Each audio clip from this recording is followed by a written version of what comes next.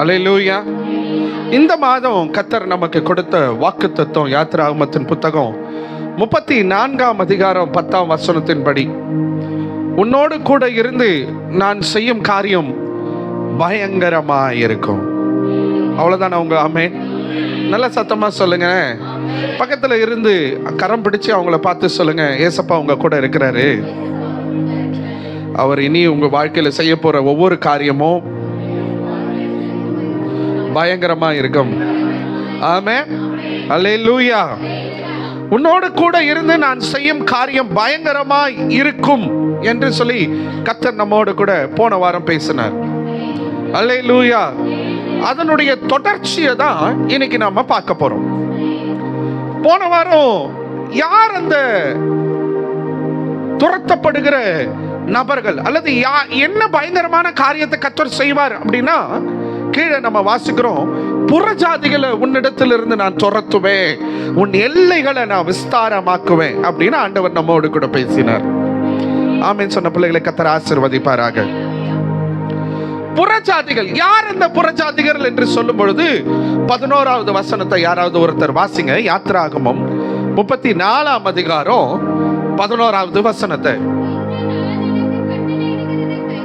கைக்கொள்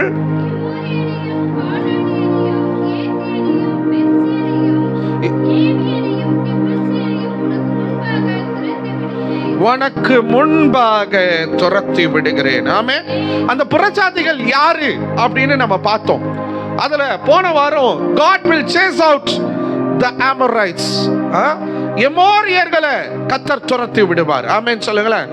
எது எமோரியர்கள் என்று சொல்லி போன வார செய்தியில நீங்க பார்த்திருப்பீங்க.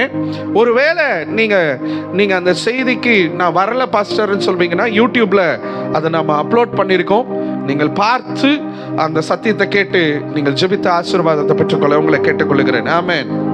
அல்லேலூயா. கர்த்தருடைய நாம மகிமைப்படட்டும். இது ரொம்ப ஆண்டவரிடத்துல உட்கார்ந்து கர்த்தர் கொடுத்த வார்த்தைகள். ஆமென் சொல்லுங்களேன். இது பலருக்கு ஆசீர்வாதமா இருக்கும்னு நான் விசுவாசிக்கிறேன். ஆமென் சொல்றவங்க மாத்திரம். அல்லேலூயா. ஸோ இந்த செய்திகள் யூடியூப்ல வரும் பொழுது நீங்க என்ன பண்ணுங்க, மற்றவர்களுக்கு ஷேர் பண்ணி கொடுங்க. ஆமென். அல்லேலூயா. மற்றவர்களுக்கு நீங்க ஆசீர்வாதமா இருங்க. எனக்கு இந்த சேனல் சப்ஸ்கிரைபர்ஸ், வீடியோஸ், அது ஏதோ சொல்றாங்க, அதுலலாம் எனக்கு இன்ட்ரெஸ்ட் இல்லை. முதல்ல இருந்துச்சு, பட் இன்ட்ரெஸ்ட் இல்லை. அதுல ஏதோ வருமானம் வருது, அதுல இவ்வளோ ஷேர்ஸ் போனா, இவ்வளோ வியூஸ் போனா, அது ஏதோ சம்திங், அது நமக்கு வேண்டாம். எனக்கு ஒரே ஒரு ஆசை, இந்த வார்த்தைகள் பலருக்கு ஆசீர்வாதமா மாறும். ஆமென் சொல்லுங்களேன். அல்லேலூயா. ஸோ இன்னைக்கு அதனுடைய தொடர்ச்சி பார்ட் 2 நம்ம பார்க்க போறோம். கர்த்தருக்கு சித்தமா இருந்தா அடுத்த வாரமும் அதனுடைய வாக்குத்தத்தத்தின் செய்தியினுடைய தலைப்பினுடைய தொடர்ச்சியை தான் நாம பார்ப்போம். இன்னைக்கு ஆண்டவரிடத்துல, ஆண்டவரே இன்னைக்கு யாரை கொண்டு நீங்க பேச போறீங்க, யார எங்களிடத்துல இருந்து நீங்க துரத்து விட போகிறீங்க அப்படின்னு நான் கொஞ்சம் ஆண்டவருடைய பாதத்தில் அமர்ந்திருக்கும் பொழுது கானானியர்களை குறித்து நான் தியானம் பண்ண ஆரம்பிச்சேன். ஆக்சுவலி கானான் தேசம் அப்படின்றது ஒரு பெரிய தேசம். அதுல பலதரப்பட்ட ஜாதிகள் இருந்தாங்க. அந்த ஜாதிகள் தான் எமோரியர்கள், ஏவியர்கள், எபூசியர்கள், பெர்ஷியர்கள், கேனானியர்கள், இப்படி பல தரப்பட்ட சிறு சிறு குழுக்களாக, ஜாதிகளாக கானான் தேசத்துல வாழ்ந்தவர்கள். இவர்கள் எல்லாருமே கானானியர்கள் என்றுதான் சொல்லப்படுகிறார்கள். ஆனால் இந்த யாத்திராகமம் 34ஆம் அதிகாரத்துல 11ஆம் வசனத்தை வாசிச்சீங்கன்னா, எமோரியனையும் கானானியனையும் அப்படின்னு வார்த்தைங்க பர்டிகுலரா சொல்லப்பட்டிருக்கு. அப்போ கானானியர்கள் என்று சொல்லி ஒரு பிரிவினர் இருந்திருக்கிறார்கள். யார் இந்த கானானியர் அப்படின்னு சொல்லி நான் வேதத்துல கொஞ்ச நேரம் காரியங்களை தியானம் பண்ணும் பொழுது எனக்கு ஆண்டவர் சில விஷயங்களை சொல்லி கொடுத்தார். இன்னைக்கு கானானியர்களை கர்த்தர் நம்முடைய வாழ்க்கையில இருந்து துரத்துவாராக. பக்கத்துல இருக்கிறவங்களை பார்த்து சொல்லுங்க, கர்த்தர் உங்க முன் நின்று கானானியனை துரத்தி விடுவார், உங்க எல்லைகள் பெரிதாகும். ஆமென். அல்லேலூயா. ஹிஸ்டாரிக்கல் பேக்ரவுண்ட் அல்லது ஜீனியாலஜி படி அவங்களுடைய பேக்ரவுண்ட் என்ன அப்படின்றத நம்ம அறிந்து கொள்ளணும். யார் இந்த கானானியர்கள் அப்படின்னு நம்ம அறிந்து கொள்ளணும். ஆமென் சொல்லுங்களேன். ஆதியாகமத்தின் புத்தகம் 9வது அதிகாரம் 18வது வசனத்தை நீங்க யாராவது ஒருவர் வாசிங்க. ஆதியாகமம் 9வது அதிகாரம் 18வது வசனம். எல்லாருமே வேத புத்தகத்தை திருப்பிக் கொள்ளுங்க. ஆதியாகமம் 9:18. பேழையிலிருந்து புறப்பட்ட நோவாவின் குமாரர்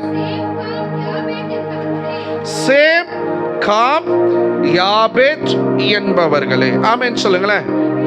கர்த்தர் நோவாவினிடத்திலே ஒரு பேழையை உண்டு பண்ண சொல்லி, ஜனங்களுடைய பாவம் மிகுதியாய் இருக்கிறது, நான் இந்த ஜனங்களை அழிக்க போகிறேன் என்று சொல்லி அளவு மெஷர்மெண்ட்ஸ் எல்லாம் கொடுத்து ஒரு பெரிய பேழையை உண்டாக்க சொன்னார். பேழை உண்டாக்கி முடித்து கர்த்தர் சொன்னபடி பேழைக்குள்ளே பிரவேசித்தார்கள். மிருகங்கள் பிரவேசித்தது, பறவைகள் பிரவேசித்தது, எல்லாமே உள்ள போனது. பெரும் மழையை கர்த்தர் உண்டு பண்ணி ஜலத்தினாலே ஜனங்களை அழித்தார். மனுஷனை உண்டாக்கினதற்கு குறித்து நான் மனஸ்தாபப்படுறேன் அப்படின்னு சொல்லி கர்த்தர் சொல்லுகிறத இந்த இடத்துல நாம பார்க்கிறோம். ஒரு பெரிய அழிவு அங்க உண்டாகிறது. அதுக்கப்புறம் நோவாவோடு கூட அவனுடைய குடும்பமும் அவனோடு கூட பேழைக்குள்ள இருந்தவர்கள் மாத்திரம் காப்பாற்றப்பட்டார்கள். அப்ப நோவாவினுடைய பிள்ளைகள் யாரு அப்படின்னு தான் இந்த 18வது வசனத்துல நம்ம வாசிக்கிறோம். யாரு? சேம், காம், யாபேத் என்று சொல்லப்படுகிறது. ஆமென், அல்லேலூயா. இந்த சேம், காம், யாபேத் அப்ப நோவாவினுடைய பிள்ளைகள். இந்த காமனுடைய மகன் தான் கானான். காமனுடைய மூத்த மகன் கானான். சரிங்களா? ஒரு சம்பவம் அங்க நடக்கிறது. அதை நான் பின்னாடி உங்களுக்கு நான் சொல்லிக் கொள்கிறேன். அந்த கானானின் வம்சத்துல தலைமுறையில வந்தவர்கள் தான் கானானியர்கள். ஆமென், வரல? அல்லேலூயா. அப்போ நோவாவினுடைய சந்ததி, நோவாவினுடைய தலைமுறை, நோவாவினுடைய பேரனாகிய கானானின் சந்ததி தான் கானானியர்கள். ஆமென் சொல்றீங்களா? அல்லேலூயா. ஆபிரகாமுக்கு ஆண்டவர் என்ன பண்ணாரு? நான் காண்பிக்கும் தேசத்திற்கு நீ போ, நான் உன்னை அங்க பழுகி பெருகி நான் உன்னை ஆசீர்வதிப்பேன் அப்படின்னு சொல்லி கர்த்தர் ஆபிரகாமுக்கு சொன்னார். ஆபிரகாம் வந்தாரு, கானானிலே கூடாரம் போட்டார், கானான்ல இருந்தார். ஈசாக்கு இருந்தார், யாக்கோபு இருந்தார். ஆமென் சொல்லுங்களேன். அல்லேலூயா. யாக்கோபு வாழ்ந்தார். இஸ்ரவேல் ஜனங்களுக்கு வாக்குத்தத்தம் பண்ணப்பட்ட கானான், பாலும் தேனும் ஓடுகிற கானானை நான் உங்களுக்கு சொந்தமாக தருவேன், சுதந்தரிப்பீங்க, நான் உங்களை நடத்துறேன்னு சொல்லி எகிப்து தேசத்துல அடிமைகளாய் இருந்த ஜனங்களுடைய அழுகுரலை கேட்டு கர்த்தர் என்ன பண்ணாருன்னா, மோசே என்கிற ஒரு பரிசுத்தமான கர்த்தர் எழுப்பி இஸ்ரவேல் ஜனங்களை பார்வோன் நிலத்திலிருந்து விடுதலை பண்ணி கானான் தேசத்துக்கு நேராக வழி நடத்தினார். அப்ப கானானை குறித்து சொல்லப்படும் போது பாலும் தேனும் ஓடுகிற தேசம் என்று சொல்லப்படுகிறது. இப்போ நான் ஜீனியாலஜியை சொல்லிட்டேன். நோவாவினுடைய பேரனாகிய கானான், அதாவது காம் என்கிறவருடைய மகன், மூத்த மகன் கானான், அவருடைய சந்ததி தான் இந்த கானானியர்கள். இப்போ ஜியோகிராபிக்கல் பேக்ரவுண்ட், இந்த கானான் தேசம் எப்படி இருந்துச்சு அப்படின்னு சொன்னா, நதியும் நதி சார்ந்த இடமும், யோர்தான், சவக்கடல், இந்த பக்கம் மெடிட்டரேனியன் சி, இதை சுற்றிலும் நதி, அதுவும் யோர்தான் நதியும் நதியை சார்ந்த இடமுமா இருந்தது. இன்னைக்கு இந்த கானான் எப்படி இருக்குதுன்னா, இஸ்ரேல், பாலஸ்தீனா, சிரியா, லெபனான், சரிங்களா? இந்த பகுதிகள் தான் அன்னைக்கு கானானா இருந்திருக்கிறது. இன்னைக்கு இஸ்ரேல், சிரியா, பாலஸ்தீன், லெபனான். லெபனான்ல இன்னும் அப்படிப்பட்ட சில அக்கிரமங்கள் இருக்கிறது என்று சொல்லுகிறார்கள். அது எந்த அளவுக்கு உண்மை என்று தெரியவில்லை. அவ்வளவு மோசமான ஜனங்களாய் வாழ்ந்த இந்த கானானியர்கள். இந்த கானான் எப்படி இருந்துச்சுன்னா, ரொம்ப செழிப்பா இருந்துச்சு. மலைகள் உண்டு, நீர் உண்டு, நதி உண்டு, மலை உண்டு. ஸோ இதனால அங்க ரொம்ப ரெண்டு விஷயம், செல்வந்தர்களாய் கானானியர்கள் வாழ்ந்தார்கள். எது நிமித்தம்னா, ஒன்று வர்த்தகம், ட்ரேட், வர்த்தகம், சரியா? இதுல ரொம்ப நிறைய அவங்க செய்து நிறைய செல்வந்தர்களா வாழ்ந்தாங்க. ரெண்டாவது வெஜிடேஷன், விவசாயம்.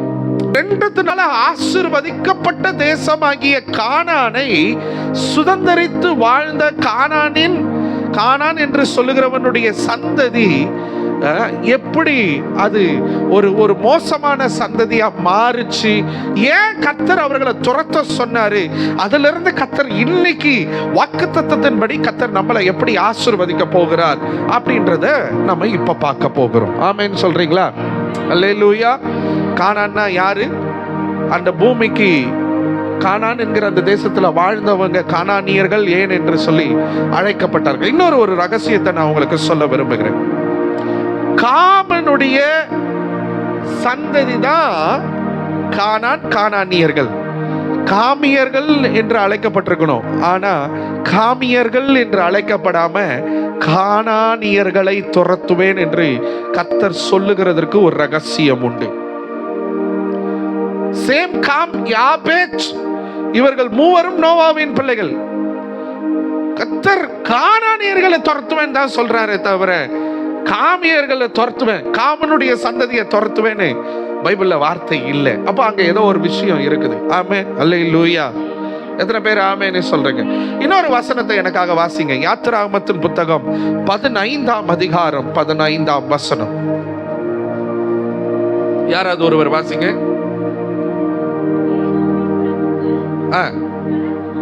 கலங்குவார்கள் மோவாபின் பராக்கிரமசாலிகள், நடுக்கம் பிடிக்கும் கானானின் குடிகள் யாவரும் என்ன பண்ணுவார்கள்? கரைந்து போவாங்கன்னு கர்த்தர் சொல்றாரு. அப்ப இந்த கானானை குறித்து நிறைய விஷயம் பைபிள்ல சொல்லப்பட்டிருக்குதுங்க. இந்த கானானியர்களை கர்த்தர் அவ்வளவாய் வெறுக்கிறார். கானான் தம்முடைய ஜனங்களுக்கு பாலும் தேனும் ஓடுகிற தேசமா, நீங்க அதுல ஆசீர்வாதமா இருக்கணும் அப்படின்றது தேவனுடைய திட்டமா, வாக்குத்தத்தமா இருக்கிறது. ஆனால் அந்த கானான் தேசத்துல வாழ்ந்த கானானியர்களை கர்த்தர் வெறுத்தார். அவர்களை துரத்தும்படியாக, ஏன் சங்காரம் பண்ணும்படியாக கட்டளை கொடுக்கிறார் கர்த்தர். பாருங்க, இங்க வசனம் சொல்லுது கரைந்து போவார்களாக. கரைந்து போவார்கள்னா எப்படிங்க? ஒண்ணுமே இல்லாம உப்புல தண்ணி ஊத்தினா எப்படி கரைஞ்சு போயிடும்? ஒரு செம்மண்ல தண்ணி ஊத்தினா, தெர்மோக்கோல்ல பெட்ரோல் எடுத்து ஊத்தி பாருங்களேன், தெர்மோக்கோல் இருந்த இடமே தெரியாது இல்லையா? அப்படியே கரைந்து ஒன்றுமில்லாமல் போவதை போல கர்த்தர் கானானியரை அந்த அளவுக்கு வெறுத்து அவர்களை தள்ளி விடும்படியாக ஆண்டவர் இங்கே வார்த்தைகளை சொல்லி இருக்கிறார். இன்னொரு வசனத்தை வாசிங்க. யாத்திராகமத்தின் புத்தகம் 23ஆம் அதிகாரம் 27ஆம் வசனம். எனக்கு பயப்படும் பயத்தை உனக்கு முன் செல்லும்படி செய்வேன். நீ செல்லும் இடமெங்கும் உள்ள ஜனங்கள் எல்லாரையும் என்ன பண்ணுவாரா? கலங்கடித்து உன் சத்துருக்கள் எல்லாரையும் முதுகு காட்ட பண்ணுவேன். என்ன பண்ணுவேன்? முதுகு காட்ட பண்ணுவேன்னா ஓடுவாங்க. ஐயோ அம்மா எங்களை விட்டுருங்கன்னு முதுகு காட்ட பண்ணுவேன். வாசிங்க, அடுத்தது வாசிங்க. உன் முகத்திற்கு முன் நின்று ஏவியரையும் கானானியரையும் ஏத்தியரையும் துரத்தி விட யாரை பயன்படுத்துறாரு? குளவிகளை உனக்கு முன்னே அனுப்புவேன் என்று கர்த்தர் சொல்லுகிறார். யார் துரத்துறதுக்கு? ஏவியரையும் ஏத்தியரையும் கானானியரையும் துரத்தி விடுறதுக்கு யாரை அனுப்புவேன்? குளவிகளை அனுப்புவேன் என்று சொல்லுகிறார். குளவி கொட்டி எத்தனை பேரு அந்த மகிமையான அல்லது ஐம் சாரி அந்த ஒரு வலிய வேதனை எத்தனை பேர் அனுபவிச்சிருக்கிறீங்க? நான் ரீசெண்டா அனுபவிச்சேன். என் ஹெல்மெட்டு ஒரு இடத்துல வைப்பேன், அது ஃபுல்லாக மண் இருக்குதுன்னு சொல்லி டஸ்ட் அடித்தேன் பாருங்க. துணி எடுத்து ஹெல்மெட் மேலே அடித்தேன். எங்கள் மீட்டர் ரூம்குள்ளே குளவி கூடு கட்டி வச்சிருக்குது. அது அங்கே தானே இருக்குதுன்னு நான் அடித்தேன். இந்த டஸ்ட்டு குளவியை போய் டிஸ்டர்ப் பண்ணி ஒரு குளவி எங்கேருந்து தான் வந்துச்சுன்னு தெரில, வந்து என்னுடைய விரலின் இடையில போய் நறுக்குன்னு ஒரு கொட்டு கொட்டுச்சு காலையில் 8 மணிக்கு. அவ்வளவு வேதனை ஆயிடுச்சு. கையை இப்படி பிடிச்சிக்கிட்டு அப்படியே கொஞ்ச நேரம் அப்படி குனிஞ்சு உட்கார்ந்துட்டேன். வலி வேதனை. என்ன சொல்றது? குழந்தைய திட்டினா அதுக்கு என்ன புரியவோ போகுது? ஒண்ணும் பண்ணல, அவ்வளவு வலி. கர்த்தர் சொல்றாரு, குளவிகளை அனுப்புவேன் என்று சொல்கிறார். அப்ப கானானியர் அவ்வளவு கர்த்தருக்கு பிரியமில்லாத அல்லது கர்த்தராலே நிராகரிக்கப்பட்ட ஒதுக்கப்பட்ட ஒரு ஜனமாய் கர்த்தர் அவர்களை நம்ம முன் நின்று துரத்துவேன்னு சொல்றாரு. ஆமேன் சொல்லுங்களேன். அல்லேலூயா, ஆமேன். இந்த கானானை குறித்து நிறைய விஷயங்களை, கானானியர்களை குறித்து நீங்க அப்படியே அறிந்து கொண்டே வரீங்க. அல்லேலூயா. ஏன் ஆண்டவர் கானானியர்களை இவ்வளவாய் அவர் துரத்தி விட வேண்டும் அல்லது அவர்களை சங்காரம் பண்ண வேண்டும், அவங்கள முடிவாக்குள்ள நடத்தணும் அப்படின்னு சொல்லி ஆண்டவர் சொல்லுகிறதற்கு ஒரு சில காரியங்கள் இருக்கிறது. சரிங்களா? வாசிங்க யாராவது ஒருவர். ஆதியாகமத்தின் புத்தகம் 9வது அதிகாரம் 25வது வசனம்.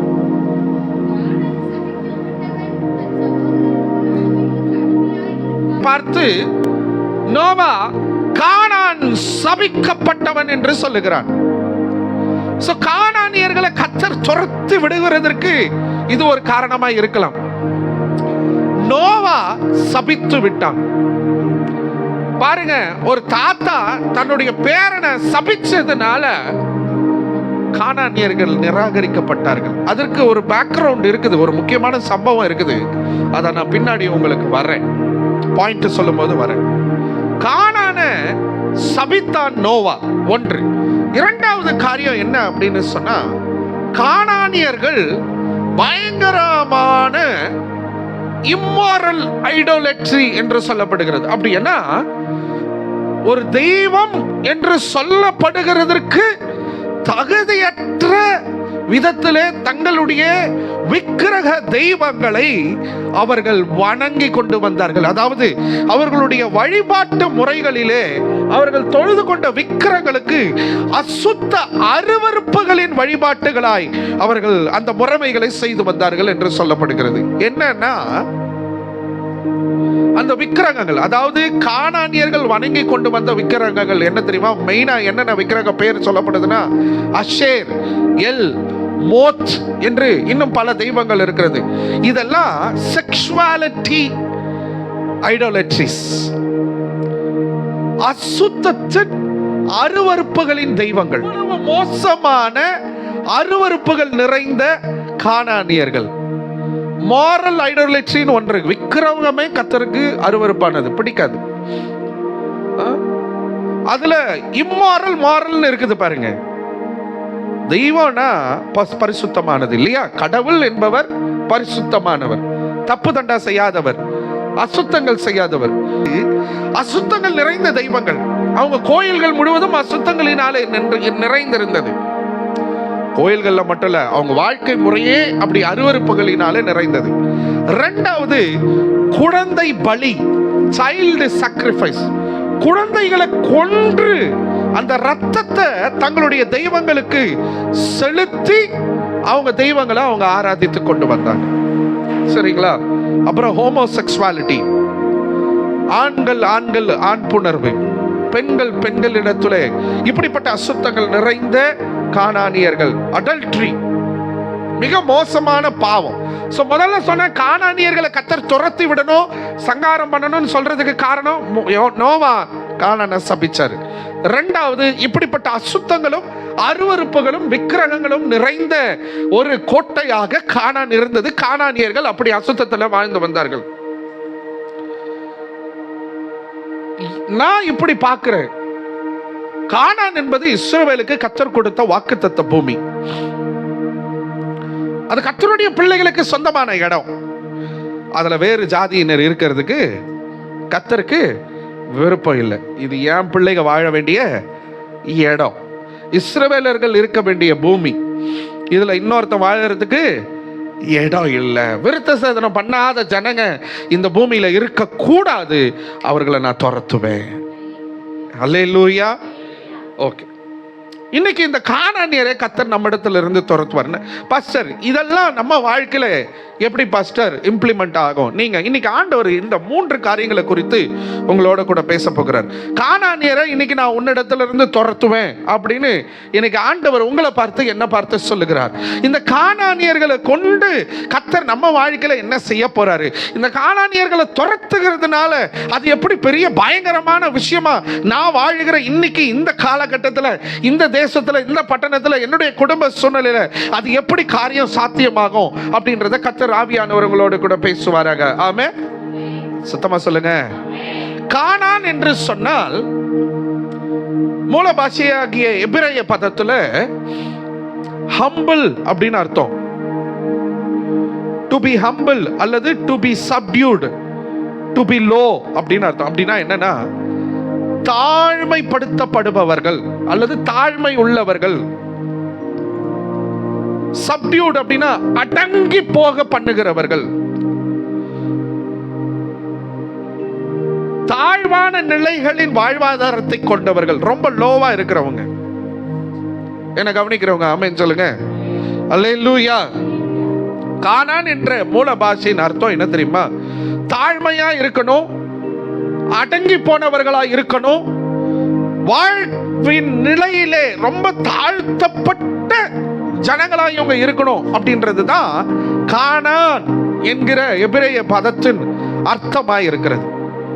ஆனா என்ன நடந்தது தெரியுமா? தங்களுடைய வர்த்தகத்தின் நிமித்தம், தங்களுடைய வெஜிடேஷன் நிமித்தம் அந்த கானான் நதியும் சார்ந்த ஒரு தேசமா இருந்தது நிமித்தம் இவர்கள் பார்ப்பதற்கு எப்படி இருப்பாங்களா தெரியுமா? ரொம்ப ஹம்பிளா இருக்கிற மாதிரி, ரொம்ப தாழ்மையா இருக்கிற மாதிரி, ரொம்ப தாழ்த்தப்பட்ட ஜனங்களை போல.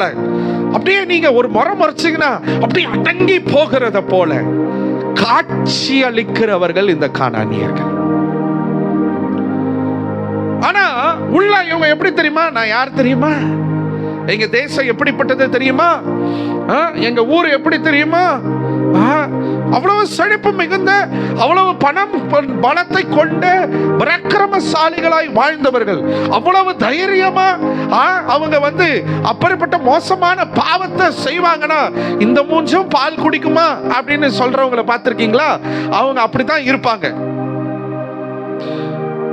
அவங்கள பார்த்தா இவங்களா இப்படி செஞ்சாங்க, இவர்களா இப்படி அப்படின்னு சொல்லுகிற அளவுக்கு தங்களை காண்பித்து கொடுக்கிறவர்கள் இந்த கானானியர்கள். முதல் காரியம், நீங்க ஆண்டவர் இந்த கானானியரை உங்களை விட்டு துரத்துவாராக. இப்படி நிறைய பேர் நம்முடைய வாழ்க்கையில இருக்கிறாங்கல்ல, நிறைய பேர் நம்முடைய வாழ்க்கையில இருக்கிறாங்க. நம்ம நம்பி அவங்கள என்ன பண்ணுவோம்? நம்ம வீட்டுக்குள்ள விட்டுருப்போம்.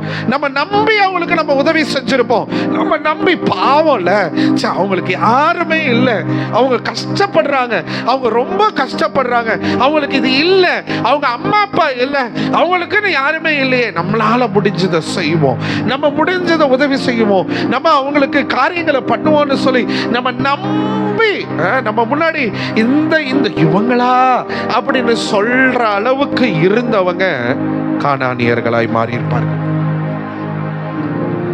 நிறைய பேர் உங்களுடைய வாழ்க்கையில நீங்க அப்படிப்பட்ட உபத்திரவத்தை ஃபேஸ் பண்ணிருப்பீங்க. நம்பி இருப்பீங்க அவங்க முகத்தை பார்த்து, நம்பி இருப்பீங்க அவங்களுடைய சூழ்நிலைகளை பார்த்து, நம்பி அவங்களுக்கு நிறைய நன்மைகளை செய்து கொடுத்திருப்பீங்க, நிறைய காரியங்களை விட்டு கொடுத்திருப்பீங்க. உங்களுக்கு இல்லைனாலும் அவங்களுக்கு நிறைய விஷயங்களை நீங்க செய்து கொடுத்திருப்பீங்க.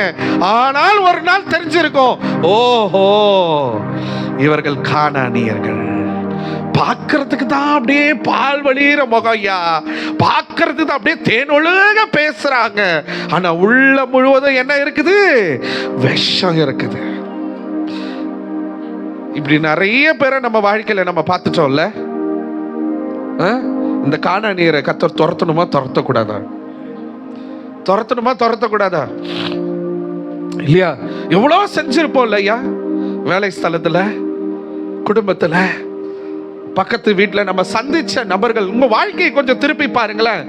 எத்தனை பேருக்கு நீங்க இப்படி பார்த்திருப்பீங்க? எனக்கு ஒரு தேவ மனுஷன் இப்படி சொல்லுவாரு, பாஸ்டர் இரக்கம் பாராட்டலாம், ஆனா பாவம் பார்க்க கூடாது. ஏன்னா நம்முடைய ஆண்டவர் இரக்க குளம் உள்ள ஆண்டவர், இரக்கத்தில் ஐஸ்வர்யம் உள்ளவர். இரக்கப்படலாம், ஆனா பாவம் பார்க்க கூடாது. எனக்கு புரியல இதை சொல்லும் பொழுது. ஒருத்தர் நம்ம கிட்ட ஐயா நாங்கள் இப்படி கஷ்டப்படுறோம் அப்படின்னா, அப்படிங்களா, சரி வாங்க சாப்பாடு வாங்கி தரேன். சாப்பாடு வாங்கி கொடுத்துடலாம். அவங்கள கூட்டிட்டு வந்து வீட்டில் வச்சு, இதை ஆண்டவர் ஏற்றுக்கொள்ள மாட்டார். ஏன்னா நமக்கு ஆண்டவர் ஞானத்தை கொடுத்திருக்கிறாரு. நான் 2 நாளைக்கு முன்னாடி RS புரத்தில் ஒரு பைபிள் காலேஜினுடைய வேலையின் நிமித்தம் நான் அங்கே கொஞ்சம் அங்கே இருந்தேன். அப்போ ஒரு பேக்கரியில் போயிட்டு ஒரு டீ குடிக்கலாம், ரொம்ப டயர்டாக இருக்கு அப்படின்னு சொல்லிட்டு அங்கே நிற்கும் பொழுது ஒரு தாயார், ரொம்ப ஏழ்மையான தாயார், கையில் ஒரு கை குழந்தைய வச்சுக்கிட்டு என்கிட்ட வந்தாங்க. அங்க இருந்த நிறைய பேர்கிட்ட உதவிகள் கேட்டிருந்தாங்க. என்கிட்ட வந்தாங்க. நான் ஏதோ காசு கேட்பாங்க, சரி என்கிட்ட இருக்கிற காசை கொடுப்போம் அப்படின்னு நினைச்சேன். அவங்க வந்து என்கிட்ட காசே கேட்கலைங்க. என்ன தெரியுமா கேட்டாங்க? ஐயா காசு வேணாம் ஐயா, சாப்பிட்றதுக்கு ஏதாவது வாங்கி கொடுங்க ஐயா அப்படின்னு கேட்டாங்க. எனக்கு ரொம்ப சந்தோஷமா இருந்தது. காசு கேட்காம சாப்பிட்றதுக்கு, வயிற்றுக்கு பசின்னு கேட்குறாங்களே, குழந்தைய வேற கையில் வச்சிருக்காங்களேன்னு சொல்லிட்டு, என்னம்மா வேணும், உனக்கு என்ன வேணும் கேளு, நான் வாங்கி தரேன் அப்படின்னு அந்த அம்மா ஒரு பெரிய கேக்கு காமிச்சிச்சு. எவ்வளோங்க அண்ணன் ஒரு அமௌண்ட்டு சொன்னார் அந்த பேக்கரிக்காரரு, அந்த அம்மாவுக்கு கொடுங்க அப்படின்னு. ஏன்னா அந்த கேக்கு அந்த ஒருவேளை அந்த அம்மாவும் அந்த குழந்தைய சாப்பிட்டுச்சுன்னா முடிஞ்சு போச்சு அந்த கேக், அவ்வளவுதான். ஒருவேளை பசிய ஆத்தணும், இது வந்து பரவாயில்ல, என்ன இது பரவாயில்ல. இன்னைக்கு இதை நம்ம செஞ்சோம், அதுக்கப்புறம் அவங்க யாரோ நம்ம யாரோ, அவங்க எங்கேயோ இருக்கிறாங்க. ஆனா நம்ம கிட்ட எப்பவுமே பாவமா மூஞ்ச வச்சுக்கிட்டு, நம்ம கிட்ட எப்பவுமே அப்படியே ஒண்ணு இல்லாதது போல காட்சி அழிச்சுக்கிட்டு, நம்ம கிட்ட எப்பவுமே உறிஞ்சி எடுத்து வாங்கி தின்னு, I'm sorry for this slang, இப்படி ஒரு வார்த்தையை பயன்படுத்தினதுக்காக நம்ம கிட்ட வாங்கி வாங்கி வாங்கி வாங்கி சாப்பிட்டுட்டு கடைசியில நமக்கு ஒரு பெரிய இவங்க தான் கானானியர். நீங்கெல்லாம் சிரிக்கிறத பார்த்தா இப்படி எங்க குடும்பத்துல நிறைய கானானியரை நாங்க பார்த்துட்டோம் பாஸ்டர் அப்படின்னு சொல்றீங்களா? கர்த்தர் இன்னைக்கு அந்த கானானியரை துரத்துவாராக. நல்லா சொல்லுங்க ஆமென். அப்படியே பார்க்கறதுக்கு ஹம்பிள், ஐயோ குடிஞ்சு குடிஞ்சு இந்த குனிறவங்களை நம்ம தயவு செய்து ரொம்ப ஜாக்கிரதை. யாராவது ஒருத்தர் உங்க முன்னாடி வந்து இப்படி குனிறாங்கன்னா, இவன் ஒரு நாள் நம்மளை காலை கீழே தள்ளி விட போறான், நம்மளை வாரி விட வரான்னு நீங்க ஜாக்கிரதையா இருந்துக்கணும். ஏன்னா அவன் கானான். அல்லேலூயா ஆமென். இந்த கானானியனை துரத்தணுமா துரத்தக்கூடாதா? சொல்லுங்க, துரத்தணுமா துரத்தக்கூடாதா? இந்த கானானை துரத்தணும். அல்லேலூயா. யோசுவாவின் புத்தகம் 9ஆம் அதிகாரம், போன வாரமே நான் உங்களுக்கு சொன்னேன். இந்த கானானில வாழ்ந்த ஒரு ஜாதியார் எப்படி அப்படியே பாசாங்கு காட்டி வேஷம் போட்டுக்கிட்டு யோசுவாவின் இடத்துலயும் இஸ்ரவேலின் பிரபுக்கள் இடத்துலயும் ஒரு உடன்படிக்கையை பண்ணி வேஷம் போட்டு ஏமாத்தினவங்க.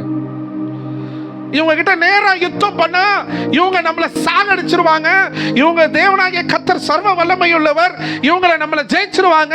இவங்க எரிகோவை முறியடிச்சவங்க, இவங்க ஆய பட்டணத்தை மேற்கொண்டவங்க, நம்மளை இவங்க முடிச்சிருவாங்க. இவங்க கிட்ட எதிரா நேரா போய் ஃபைட் பண்ணக்கூடாது, இவங்களை வேற விதமா தான் டீல் பண்ணணும்னு சொல்லி தங்களுடைய வஸ்திரங்களிலே பழைய வஸ்திரங்களை உடுத்தி, பழைய செருப்பை போட்டுக்கிட்டு, பூசணம் பிடிச்ச அப்பத்தை எடுத்துக்கிட்டு, கிழிந்து போன துருத்தியில திராட்சை ரசத்தை எடுத்துக்கொண்டு, வணிகர்களை போல வெகு தூரத்தில் இருந்து பிரயாணம் பண்ணுகிறவங்களை போல வேஷம் போட்டுக்கிட்டு அப்படியே பாவமா பரிதாபமா வந்து நின்ன கானானியர்கள். அப்படியே பார்க்கிறதுக்கு பாவமா இருக்கும். ஜாக்கிரதை, பி கேர்ஃபுல். பாவமா இருக்கும். நம்ம நம்பி அப்படியே பாவம்னு சொல்லி, முதல் குறிப்பு உங்களுக்கு இப்படி சொல்ல விரும்புறேன்.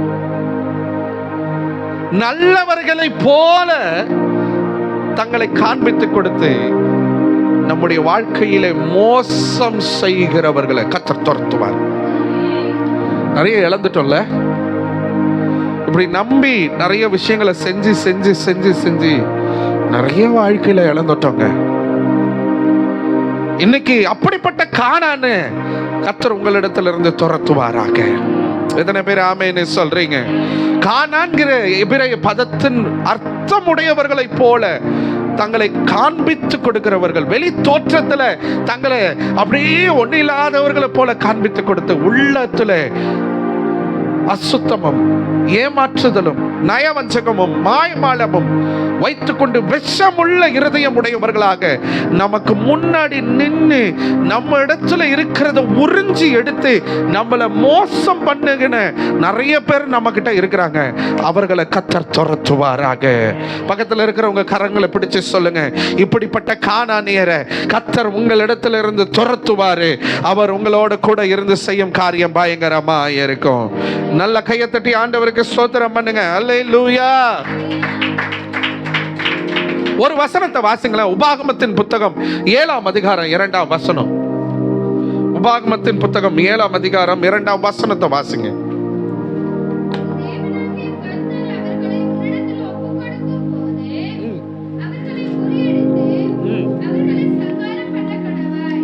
என்ன பண்ண கடவாய்? அவர்களை ஒப்பு கொடுக்கும் போது, உன் தேவனாகிய கர்த்தர் உங்களிடத்தில் அவர்களை ஒப்பு கொடுக்கும் போது அவர்களை முறியடித்து அவர்களை சங்காரம் பண்ண கடவாய். இங்க பாருங்க, துரத்து விடுறது மட்டும் இல்ல, இவர்களை சங்காரம் பண்ணணும். ஆமென் சொல்லுங்க. அதுக்காக நம்ம என்ன பண்ண முடியும்? ஜெபத்துல உட்காருவோம். இன்னைக்கு கர்த்தர் வார்த்தையினால பேசி இருக்கிறாரு.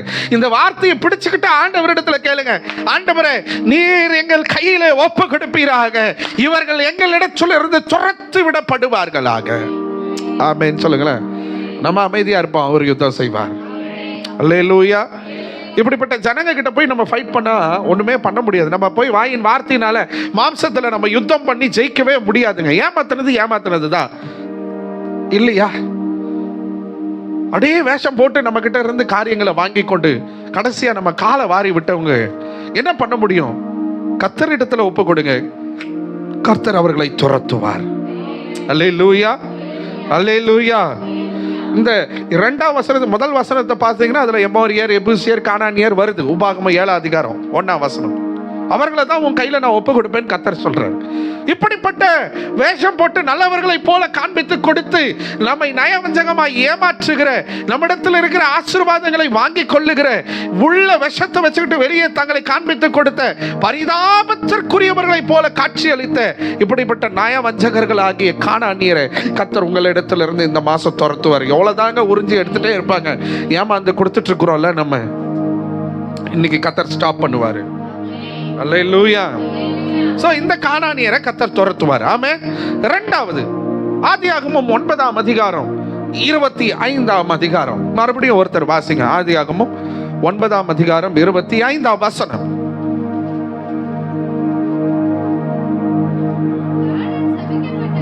போதும் சிஸ்டர். கானான் சபிக்கப்பட்டவன். இந்த 9ஆவது அதிகாரத்தை நீங்க வீட்டுக்கு போய் வாசித்து பாருங்க. இந்த சம்பவம் நல்லா தெரியும். என்ன நடக்குது அப்படின்னா, நோவாவும் நோவாவினுடைய பிள்ளைகளும் பேழையில இருந்து வெளியே வந்துட்டாங்க. ஒரு இடத்துல நோவா என்ன பண்றாரு? திராட்சை தோட்டங்களை நாட்டி, திராட்சை குலைகள் அதெல்லாம் இருக்குது.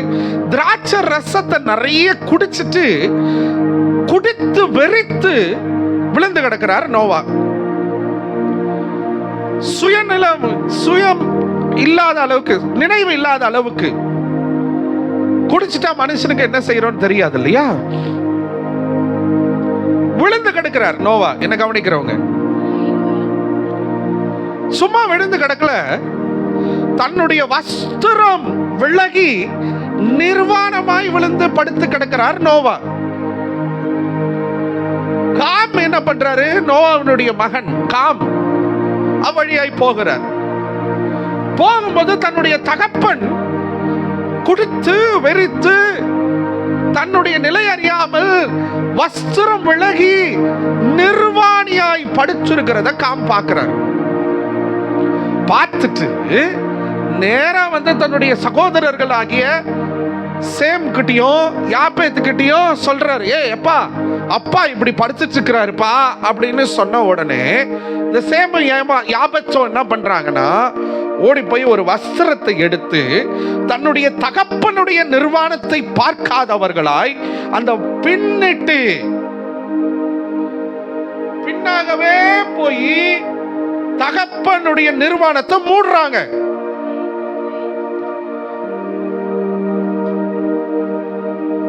மூடிட்டு காரியம் முடிஞ்சிருது.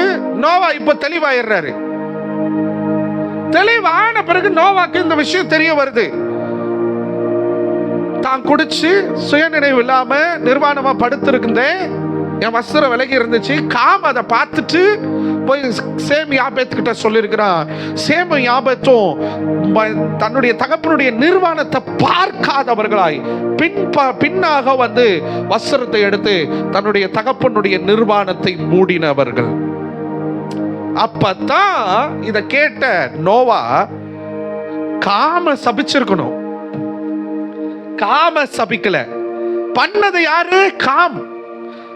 தகப்பனுடைய அருவருப்பை பார்த்தது யாரு? தகப்பனுடைய நிர்வாணத்தை பார்த்தது யாரு? காமு. பார்த்துட்டு வஸ்திரம் எடுத்து மூடாம போனது யாரு? காமு. ஆக்சுவலி நோவா யாரை சபிச்சிருக்கணும்? காம சபிச்சிருக்கணும். ஆனா காம சபிக்காம காமனுடைய மகனாகிய கானானை சபிக்கிறாரு.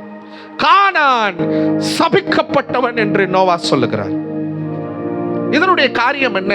இந்த வேத ஆராய்ச்சியாளர்கள் பல விதங்களிலே இதுக்கு அர்த்தங்களை கொடுக்கிறார்கள். எஸ்ராவின் புத்தகம் வாசிக்க வேண்டாம். எஸ்ராவின் புத்தகம் 5 அதிகாரம் 1 வசனம், சகரியாவின் தீர்க்கதரிசன புத்தகம் 1 வசனம் 1 அதிகாரம் 1 வசனத்தின்படி அன்றைய நாட்கள்ல பேர பிள்ளைகளை மகன் என்று அழைப்பார்களாம். பேர பிள்ளைகளை எப்படி கூப்பிடுவாங்க? மகன் என்றுதான் கூப்பிடுவார்களாம். அப்போ தன் மகன் என்று சொல்லுகிறதற்கு கானானை தான் அவர் சபிச்சிருக்கிறாரு அப்படின்னு சொல்லி சில வேத ஆராய்ச்சியாளர்கள் அதற்கு ஒரு விளக்கத்தை கொடுக்கிறாங்க. இன்னும் பலவிதமான விளக்கங்கள் சொல்லப்படுகிறது. ஆனா எதுவுமே வசனத்துக்கு அப்பாற்பட்டதா இருக்கிறது. பைபிள்ல வசனம் என்ன சொல்லுது? நோவா கானானை சபிச்சாரு. தப்பு செஞ்சது யாரு? காம். காம் தப்பு பண்ணதுக்கு மகன் என்ன தப்பு பண்ணா? மகனை போய் நோவா சபிச்சிட்டாரு அப்படின்னு சொல்லி. அப்போ அங்க கானான் தான் அந்த தப்பை பண்ணானா, இல்ல கானானுக்கு போய் ஏதாவது செஞ்சிருக்கலாம் அப்படின்னு கற்பனைகள் நிறைய இருக்கலாம். இன்னைக்கு வசனத்தின்படி கர்த்தர் உங்களோட கூட பேசுவார்கள். தகப்பன் செய்த பாவத்தின் நிமித்தம் பிள்ளை சபிக்கப்பட்டான். அப்பா செஞ்ச பாவத்தின் நிமித்தம் காமியர்கள் துரத்து விடப்படுவார்கள் என்று சொல்லப்படாமல் கானானியர்களை கர்த்தர் துரத்து விடும்படியாக கானான நோவா சபித்தான். கானானியர்கள் வெறுக்கப்பட்டவர்களாக மாறி போனார்கள். தகப்பனின் பாவத்தின் நிமித்தம் பிள்ளைகளுக்கு வரும் சாபம். நீங்க ஏனோக்க கொஞ்சம் எடுத்து பாருங்களேன். ஏனோக்கு 65 வயசுல மெத்துசலாவை பெற்றெடுக்கிறாரு. மெத்துசலா பெற்ற பிறகு 300 வருஷம் ஏனோக்கு வந்து தேவனோடு சஞ்சரிக்கிறார். He walked with God for 300 years. 300 வருஷம் தேவனோடு நடந்தாரா நோவா ஏனோக்கு. ஒரு மனுஷன் சர்வ வல்லமையுள்ள தேவனோடு கர்த்தராகிய தேவனோடு நடப்பா அப்படின்னு சொன்னா அவன் எப்படிப்பட்ட ஒரு ஜெப வாழ்க்கையில இருந்திருப்பான்னு கொஞ்சம் யோசிச்சு பாருங்க. அப்ப இந்த 300 வருஷம் ஏனோக்குனுடைய ஜெபம் என்னவா இருந்திருக்கும்? அன்னைக்கும் ஜனங்க பாவ அருவருப்புகள்ல இருந்தாங்க ஏனோக்கின் நாட்கள்ல. ஏனோக்கு என்ன பண்ணாருன்னா, நீங்க கொஞ்சம் யோசிச்சு பாருங்களேன். ஏனோக்கு அடுத்து மெத்துசலா, மெத்துசலாக்கு அடுத்து லாமேக்கு, லாமேக்கு அடுத்து நோவா. அப்படியே தலைமுறை வருது. ஏனோக்கு ஜெபிக்கிறார் 300 வருஷம். ஏனோக்கினுடைய பையன் மெத்துசலா முதல் தலைமுறை, ஏனோக்கில இருந்து முதல் தலைமுறை. சரிங்களா? மெத்துசலாவினுடைய மகன் லாமேக்கு 2வது தலைமுறை. லாமேக்கினுடைய அடுத்து லாமேக்கினுடைய பையன் நோவா. 3வது தலைமுறையில உலகம் அல்லது தேசம் அழிக்கப்படுகிறது பாவத்தின் நிமித்தம். ஜலத்தினால கர்த்தர் அழிக்கிறாரு. இப்ப அடுத்த 3 தலைமுறைக்கு எனக்கு ஜெபம் பண்ணி இருக்கிறாரு. அதனாலதான் நோவாவும் நோவாவினுடைய குடும்பத்தாரும் தேவனுக்கு பிரியமான பிள்ளைகளா, தேவனுக்கு பயந்த பிள்ளைகளா, கர்த்தருக்கு பிரியமான வாழ்க்கை வாழ்கிற பிள்ளைகளா, அசுத்தத்திற்கும் பாவத்திற்கும் விலகி இருந்த பிள்ளைகளா இருந்தார்கள். நோவாவும் நோவாவினுடைய குடும்பமும் காப்பாற்றப்பட்டது. பாவத்தில் விழுந்து போகாம, சாபத்துக்குரியவர்களா இல்லாம நல்லா வாழ்ந்தாங்க. ஏனோக்குடைய தலைமுறை ஆசீர்வாதமா இருந்தது. அப்போ அவனுடைய முற்பிதாவாகி ஏனோக்கு ஜெபிக்கிறவனா இருந்ததுனால நோவா வரைக்கும் ஆசீர்வாதம் இருந்துச்சு. ஆனா ஏனோக்கினுடைய பேரனாகிய கானான, நோவாவினுடைய பேரனாகிய கானான நோவா சபித்தான். ஏன்? காம் செஞ்ச ஒரு பாவத்தின் நிமித்தம். தன்னுடைய தகப்பனுடைய நிர்வாணத்தை மூடாதவனாய், தன்னுடைய தகப்பனுடைய காரியத்துல அவன் தவறு பண்ணினதுனால நோவா கானான சபிச்சிட்டாருங்க. இது முற்பிதாக்களின் பாவத்தினால வருகிற சாபம். இன்னைக்கு நம்முடைய முற்பிதாக்கள் நிறைய பாவங்களை செஞ்சு நம்ம வாழ்க்கையில சாபமா வந்து நிக்கிறது இன்னைக்கு நிறைய பேருக்கு தெரியலங்க. ஆசீர்வாதமும் சாபமும் என்கிற ஒரு பாடத்தை நாங்க டீச் பண்றோம் பைபிள் காலேஜ்ல. சாபம் எதனால வருது, எந்தெந்த காரியத்தினால வருது, அந்த சாபம் நம்ம வாழ்க்கையில இருக்கிறதற்கு காரியங்கள் என்ன, அதனுடைய அடையாளங்கள் என்ன, சாபத்துல நான் இருக்கிறேனா இல்லையான்னு இன்னைக்கு நிறைய கிறிஸ்துவ ஜனங்களுக்கு தெரியாம இருக்கிறதுக்கு நிறைய வாய்ப்புகள் இருக்கிறது. நிறைய பேருக்கு தெரியல நான் இன்னும் சாபத்துல இருக்கிறேன். என் வாழ்க்கையில ஏன் இப்படி ஒரு சூழ்நிலை, என் வாழ்க்கையில ஏன் இப்படி ஒரு போராட்டம், எங்க குடும்பத்துல மட்டும் ஏன் இப்படி இருக்குது, எங்க தலைமுறையில மட்டும் ஏன் இப்படிப்பட்ட ஒரு விஷயம், இப்படிப்பட்ட ஒரு பலவீனம், இப்படிப்பட்ட ஒரு வியாதி, இப்படிப்பட்ட ஒரு சூழ்நிலை அப்படின்னு நிறைய பேருக்கு தெரியாம இருக்குது. சாபம் அதுல ஒண்ணு. அந்த சாபம் எதனால வரும் அப்படின்னா, முற்பிதாக்களின் பாவத்தினால சாபம் வரும். உங்களுடைய என்னுடைய தாத்தா பாட்டி முப்பாட்ட நம்முடைய முற்பிதாக்கள் செய்த பாவத்தின் நிமித்தம் நம்ம வாழ்க்கையில் அது சாபமா இருக்கும். இன்னைக்கு அந்த சாபத்தை கர்த்தர் துரத்தி விடுவாராக. ஆமே. என்ன ஆமேன்னு வரமாட்டுது? அல்லேலூயா, அல்லேலூயா. நிறைய பேருக்கு இது தெரியாம இருக்குது. நம்ம இன்னும் சாபத்துல இருக்கிறோம்னு தெரியாம இருக்குது. கர்த்தர் இன்னைக்கு அந்த காரியங்களை உங்களுக்கு காண்பித்து கொடுத்து, நீங்க கொஞ்சம் யோசிச்சு பாருங்க. நம்முடைய முற்பிதாக்கள் விக்கிரகத்தை வணங்காம இருந்தாங்களா? நம்முடைய முற்பிதாக்கள் அசுத்தங்களுக்கு போகாம இருந்தாங்களா? நம்முடைய முற்பிதாக்கள் பாவம் செய்யாம இருந்தாங்களா? யாரையாவது ஏமாத்தி இருக்காங்களா? யாரையாவது சொத்தை அபகரிச்சிருக்காங்களா? தெரியாது. அது நம்முடைய வாழ்க்கையில சாபமா இருக்கும். நான் ஒரு எக்ஸாம்பிள் சொல்றேன் பாருங்க. எனக்கு ஒரு ஊழியக்காரர் மூலமாக இந்த சாட்சி கேள்விப்பட்டேன். ஒரு 2 வாலிப தங்கச்சிக்கு தாய் தகப்பன் யாருமே இல்லை. அந்த பிள்ளைகள் தாங்களாகவே கஷ்டப்பட்டு படிச்சு வேலைக்கு போய் நல்ல வருமானத்தை ஈட்டி நல்ல ஒரு சபையில, ஆவிக்குரிய சபையில விசுவாசிகளா இருந்த இந்த 2 பிள்ளைகளுக்கு திருமண வயசு வந்து தாண்டி போகிற நிலைக்கு போயிட்டாங்க. இவர்களை திருமணம் பண்ணி கொள்வதற்கு ஒருவரும் இல்லை.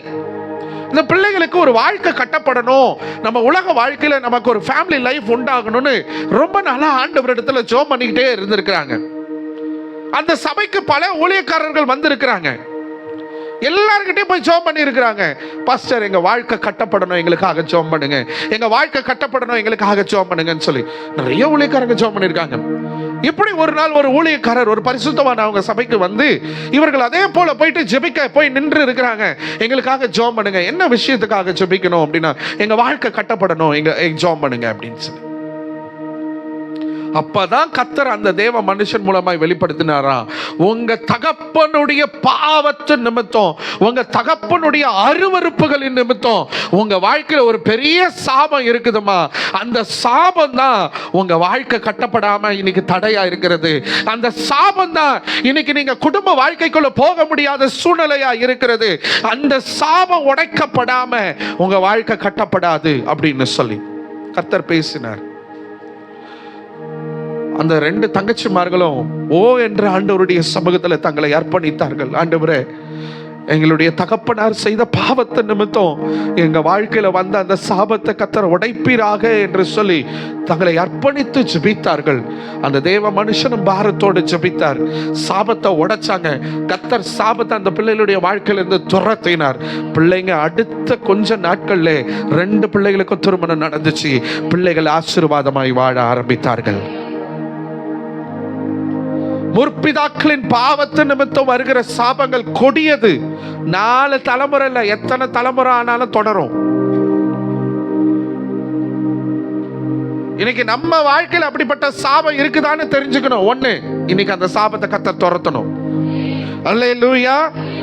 இது மோசமான ஒரு ஆவி, கானானிய ஆவி நம்ம இடத்துல இருந்து துரத்தப்படணும். ஆமென் சொல்லுங்களேன். அல்லேலூயா. துரத்தப்படணும். ரத்தம் சிந்தி அசுத்தங்களை பண்ணி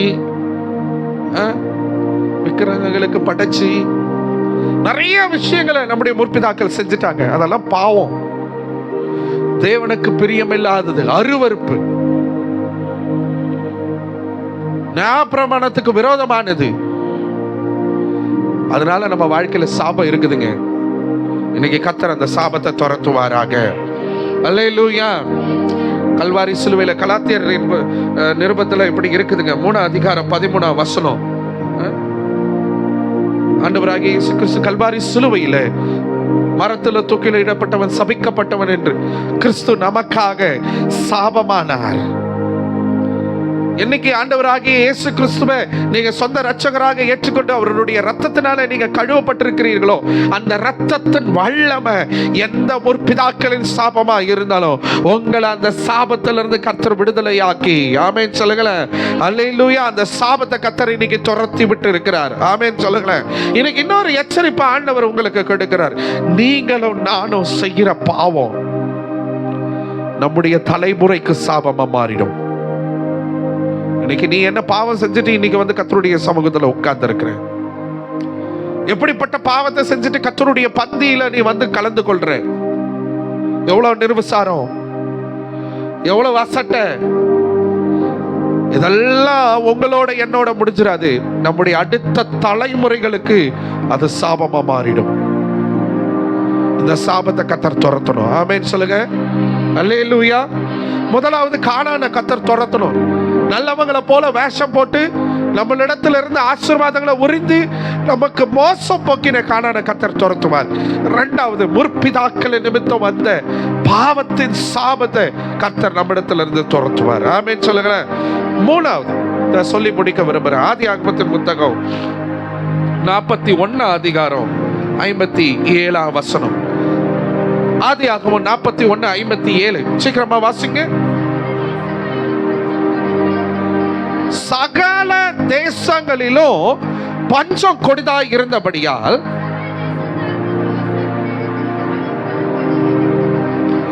சகல தேசத்தாரும் யோசேப்பு கிட்ட தானியம் கொள்ளும்படி எங்க வந்தாங்க?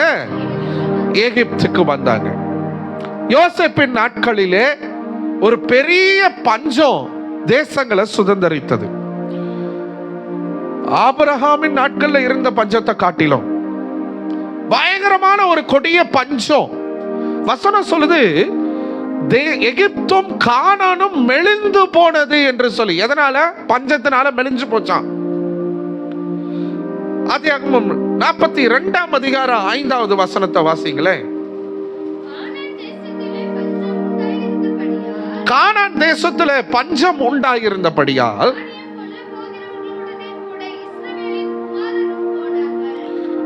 எகிப்துக்கு தானியம் கொள்ள போகிறவர்களோட கூட இஸ்ரவேலின் குமாரர்களும் போனார்கள். அப்போ கானான்ல என்ன இருந்துச்சுங்க? சத்தமா சொல்லுங்க. கானான்ல என்ன இருந்துச்சு? என்ன கவனிக்கிறவங்க எல்லாரும் ஆமென் அல்லேலூயா. உற்சாகமா சொல்லுங்க ஆமென் அல்லேலூயா. கானான்ல கொடிய பஞ்சம் இருந்துச்சுங்க. 43:1 ஆண்கள் பகுதியில் யாராவது ஒருவர் வாசிங்க. ஆதியாகமம் 43:1. பஞ்சம் எப்படி இருந்தது? கொடிதா இருந்தது. அவ்வளவு பயங்கர பஞ்சம். கொஞ்சம் நெஞ்சம் பஞ்சம் இல்லைங்க, பயங்கரமான பஞ்சம். அவ்வளவு செழிப்பான, அவ்வளவு ஒரு ஒரு நல்ல ஆசீர்வதிக்கப்பட்ட ஒரு தேசமாய் காணப்பட வேண்டிய இந்த கானான் யோசேப்பின் நாட்கள்ல பயங்கர பஞ்சத்துக்குள்ள இருந்துச்சு. 45 ஆதியாகமம் 45:1 வாசிங்க. அப்பொழுது யோசேப்பு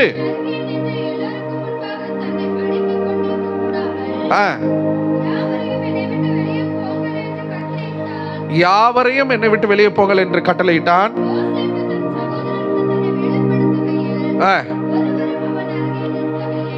ஆமென், அல்லேலூயா. யாக்கோபும் பிள்ளைகளும் கானான்ல வாழ்ந்து கொண்டிருக்கிறாங்க. யோசேப்புக்கு கர்த்தர் கொடுத்த தரிசனம், கர்த்தர் அவன் மேல வச்சிருந்த அழைப்பு, சொப்பனத்தில் கர்த்தர் அவனுக்கு காண்பித்தத தன்னுடைய சகோதரர்கள் கிட்டயும் அப்பா கிட்டயும் சொல்லி, அது நிமித்தம் அவங்க எரிச்சல் அடைந்து அவன் பல விதத்துல உபத்திரவங்களை தாண்டி கர்த்தர் தம்முடைய அழைப்பின்படி வார்த்தையின்படி எகிப்து தேசத்தின் அதிபதியா யோசேப்பு போய் நிற்கிறார். அங்கே ராஜாவுக்கு ஒரு சொப்பனம் வருகிறது. சொப்பனத்தையும் சொப்பனத்தின் அர்த்தத்தையும் சொல்லி ஒரு பெரிய ஆசீர்வாதத்துக்குள்ள எகிப்து தேசத்தை யோசேப்பு நடத்தி சொல்லும்படியா 7 வருஷம் செழிப்பு இருக்கும். அதுக்கு அடுத்த 7 வருஷம் பயங்கரமான பஞ்சம் இருக்கும். இந்த முதல் 7 வருஷத்துல நீங்க தானியத்தை சேர்த்து வைத்துக் கொள்ள வேண்டும். ராஜா யோசேப்புக்கு அந்த அதிகாரத்தை கொடுக்கிறான். 7 வருஷம் நல்லா உழைக்கிறாங்க, தானியங்களை சேர்த்து சேர்த்து சேர்த்து வைக்கிறார்கள். அடுத்த 7 வருஷம் பயங்கரமான பஞ்சம் வருது.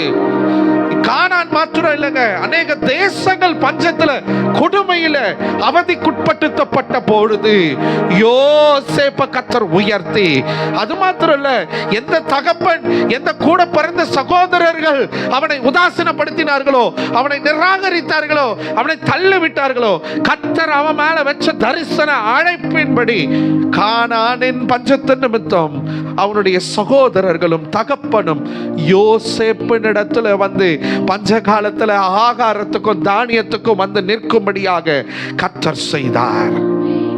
ஆமென், அல்லேலூயா. எகிப்துல அவங்களுக்கு ஒரு நிலத்தை கொடுத்து யாக்கோபு பார்வோனை ஆசீர்வதிச்சு, யாக்கோபுனுடைய வயசெல்லாம் கேட்கிறார் பார்வோன். அதுக்கு அவர் பதிலாம் கொடுத்து, அதுக்கப்புறம் யோசேப்பு அவர்களை ஆசீர்வாதமாய் எகிப்துல வாழ வைத்தார். 3வது கானானியரை கர்த்தர் துரத்தணும். என்ன தெரியுமா? பொருளாதாரத்தின் தரித்திரம் என்கிற பஞ்சத்திலிருந்து கர்த்தர் அதை துரத்தி நம்மை ஆசீர்வதிக்க ஆண்டவர் உன்னோடு கூட இருந்து செய்யும் காரியம் பயங்கரமாக இருக்கும். எவ்வளவு மோசமான தரித்திரத்தில் இருக்கிறோம் நம்ம. நம்முடைய தேவன் ஐஸ்வர்யத்தின் சம்பந்தர். ஆமென் சொன்னவங்களுக்கு மட்டும் வருவதாக. அல்லேலூயா. நம்முடைய தேவன் நம்மை ஆசீர்வதிக்கவே விரும்புகிறார். எத்தனை பேர் ஆமென் சொல்றீங்க சத்தமா? அல்லேலூயா, அல்லேலூயா. எத்தனை பேர் இப்படி ஒரு கேள்வி கேட்கிறேன், இந்த செய்தி உங்களுக்கு எத்தனை பேருக்கு ஆசீர்வாதமா இருக்குது? கானானியரை கர்த்தர் துரத்தணுங்க, உங்க தரித்திரத்தை கர்த்தர் துரத்தணுங்க. ஆமென். வறட்சியை கர்த்தர் துரத்தணும். ஆமென் சொல்லுங்க. அல்லேலூயா. இந்த கைகள் சாபத்துக்குரிய கரிகளா, பொருளாதாரத்தின் சாபமாய் இதுல வர வாங்கி வாங்கி வாங்கி அல்ல, கொடுக்கிறவர்களாய் கர்த்தர் நம்மை மாற்றும்படியாக.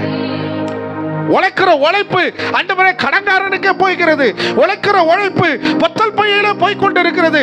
உழைக்கிற உழைப்பு ஒண்ணுமே மீதி எடுக்க முடியல, செழிப்பே வரமாட்டது. ஆண்டவரே இன்னைக்கு அந்த கானானை கர்த்தர் துரத்துவாராக, அந்த பஞ்சத்தை கர்த்தர் துரத்துவாராக. இதுவும் ஒரு விதமான பொருளாதாரத்தின் சாபமாய் கூட இருக்கலாம், அதையும் கர்த்தர் துரத்துவாராக. ஆமென்.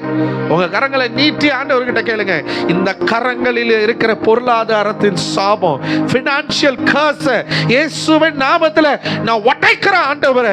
இந்த கரம் ஆண்டவரே வாங்கி பொத்தல் பையில போடுகிறதா அல்ல, வாங்கி மீதி எடுத்து சேர்த்து வைத்து தேவ ராஜ்யத்துக்குரிய ஆசீர்வதிக்கப்பட்ட சந்ததியா நானும் என் தலைமுறையும் அப்படி வாழணும்னு சொல்லி இந்த கரங்களை கர்த்தர் நீங்க ஆசீர்வதிங்க.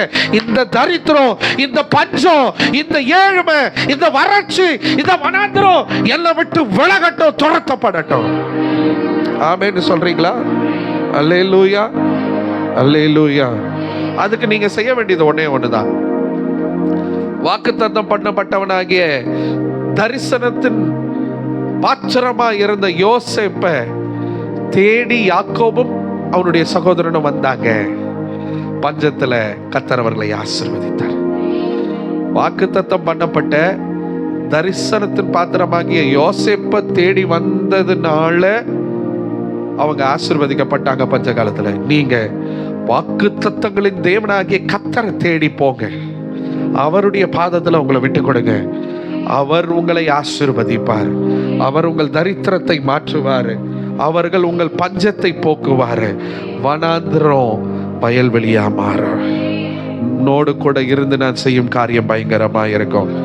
நம்மளை பார்த்து ரொம்ப டவுனா, ரொம்ப கேவலமா நம்முடைய ட்ரெஸ்ஸிங்கையும் நம்முடைய வாகனங்களையும் நம்முடைய வீட்டையும் பார்த்து அசட்டை பண்ணினவர்களுக்கு முன்பாக கர்த்தர் நம்மை உயர்த்துவார். இந்த கானானை கர்த்தர் துரத்துவாராக. எந்த கானான்? தரித்திரம் என்னும் கானானை, பஞ்சம் என்னும் கானானை கர்த்தர் துரத்துவாராக. ஆமென் சொல்றீங்களா?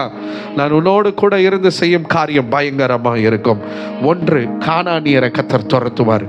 நமக்கு முன்பதாக நல்லவர்களை போல ஏமாற்றி நம்முடைய ஆசீர்வாதங்களை நம்மிடத்தில் வாங்கி கொண்டு பின்னாடி நமக்கு விஷமாக மாறினவர்களை கர்த்தர் துரத்துவார். இரண்டாவது, முற்பிதாக்களின் பாவத்தின் சாபம் நம்முடைய வாழ்க்கையில இருக்கும்னா அந்த சாபத்தை கர்த்தர் உடைச்சி அதை நம்மிடத்துல இருந்து துரத்துவார். கானானியை துரத்துவார். மூன்றாவது, பஞ்சம், தரித்திரம், ஏழ்மை, வனாந்திரம், வறட்சி என்று சொல்லப்படுகிற அந்த கானானை கர்த்தர் துரத்துவாராக. எழுந்து நின்று கண்களை மூடி ஆண்டவருடைய பிரசன்னத்துல உன்னோட கூட இருந்து நான் செய்யும் காரியம் பயங்கரமா இருக்கும். உன்னோட கூட இருந்து நான் செய்யும் காரியம் பயங்கரமா இருக்கும். கானானை துரத்துவீங்கன்னு சொன்னீங்களேப்பா, துரத்துங்க ஆண்டவரே. கர்த்தருடைய வார்த்தை நம்ம வாசிச்சோல்ல, யாத்ராகமத்தின் புத்தகத்துல 23 அதிகாரம் 27 வசனத்துல இருந்து 30 வசனம் வரைக்கும் வாசித்து பார்த்தீங்கன்னா, உபாகமம் 7 அதிகாரம் 2வது வசனம், கர்த்தர் அவர்களை உங்கள் கையில ஒப்பு கொடுத்து அவர்களை முறியடித்து சங்காரம் பண்ண கடவாய். இன்னைக்கு நாங்க துரத்துறோம் ஆண்டவரே. ஆண்டவரே, எங்களுக்கு முன்னாடி வேஷம் போட்டு மாய்மாலம் பண்ணி எங்களை ஏமாற்றி எங்களுடைய நன்மைகளை வாங்கி கொண்டவர்கள் ஆண்டவரே எங்கள் முன்னின்று துரத்தப்படுவார்களாக.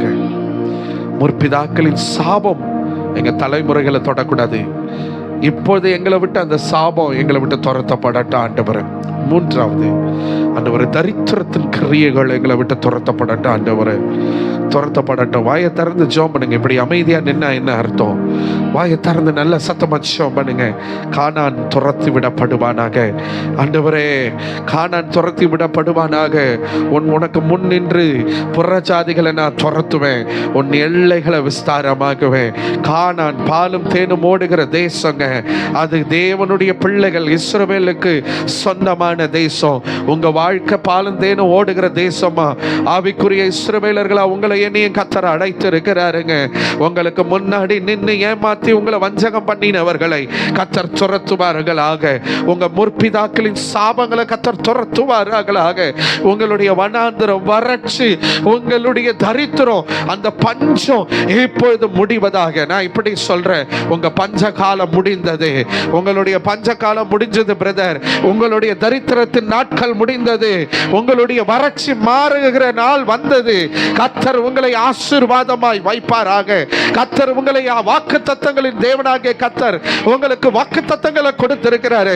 அதன்படி கர்த்தர் உங்களை ஆசீர்வதிப்பாராக. நீங்க இனி தரித்திரர் அல்ல. இனி நீங்க ஆண்டவரே நாங்க வறட்சியின் பாதையில போகிறவர்கள் அல்லப்பா. எங்களை ஆசீர்வதிக்கப்பட்ட சந்ததியா, எங்களை ஆசீர்வாதத்துக்குள்ள ஆண்டவரே நீ நடத்த போகிறதற்காக நன்றின்னு எத்தனை பேர் சொல்றீங்க? கையை தட்டி ஆண்டவருடைய பிரசன்னத்துல கரங்களை தட்டி ஆண்டவரே இந்த கானானை கர்த்தர் துரத்துவீராக, கர்த்தர் துரத்துவீராக, கர்த்தர் துரத்துவீராக. நான் உள்ளோட கூட இருந்து செய்ய காரியம் பயங்கரமா இருக்கும்னு சொல்லுகிறேன் ஆண்டவரே. கர்த்தர் கானானியரை துரத்துகிறதற்காக நன்றி. கானான் எங்களுக்குரியதா இருக்கட்டும். இந்த பூமிக்குரிய வாழ்க்கை எங்களுக்கு கானானா இருக்கட்டும். அந்த பரம கானானுக்குள்ள நாங்க வருகிறவர்களாய் கர்த்தர் எங்களை தகுதிப்படுத்துவீராக. எத்தனை பேர் அதற்காக ஆசைப்படுறீங்க? அந்த பரம கானானுக்குள்ள நான் போகணும் ஆண்டவரே, அந்த பரலோக வாழ்க்கையை என்ன பெற்றுக்கொள்ள கர்த்தர் இம்மையிலேயே என்ன ஆசீர்வதிங்க அப்பா.